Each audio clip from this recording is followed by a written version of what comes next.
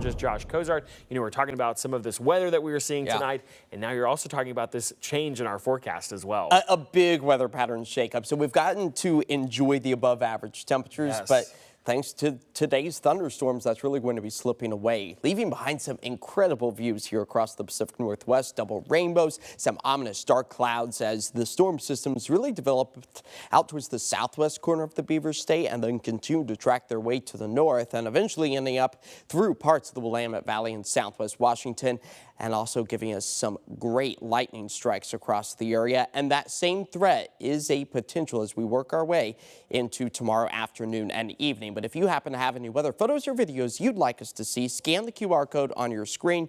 That will direct you to KOIN.com as this KOIN 6 weather alert starts to fade away. Speaking of active and severe weather, we saw just about the same out towards the south central sections of our state. In Lake County, a bit of a funnel cloud developing there. Thanks to Kevin Hayes for capturing this photo right around 3:30 or so in the afternoon. That was the beginning of the active day as our temperatures now are falling back into the upper 50s with the scattered persistent rain showers for the valley locations are definitely ramping up as our afternoon temperatures really warmed up into the mid-70s, well above the average of 61, which helped to add fuel to the atmosphere to produce all of these thunderstorms as we're cooling things back into the 50s. Now, rain widespread, persistent, soaking in many cases. That's going to be the scenario for much of the Portland, Vancouver area as we move our way through the rest of the night tonight, all as the rain and lightning is slowly going to start to subside through the next several hours. But mentioning the lightning potential, that's where we could potentially see it fire back up again through the central southern Willamette Valley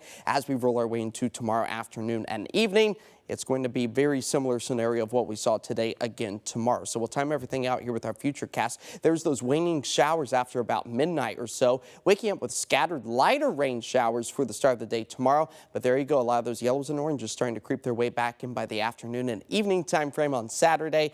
And then they start to fizzle out, almost a rinse and repeat scenario to the T as we move our way into Saturday and then Sunday. A few more of those persistent scattered rain showers. Now keep in mind, this is a snapshot of the activity where we could see an embedded lightning bolt or two, but that does not fall under the severe weather category. We have to have wind speeds of 58 miles per hour or greater, or hail that is an inch in diameter or greater, which we came up short with today, which is all right for us to be shy of that. As our rain gauges start to fill up closer to an inch and a half in many cases as we move our way through the end of the weekend, snow elevation levels, they start to tumble back down to about 3,500 feet as Mount Hood prepares for additional snow to fall over Oregon's tallest point, an additional inch to 3 inches, which just so happens to fall on the final weekend of Mount Hood Meadows by Monday.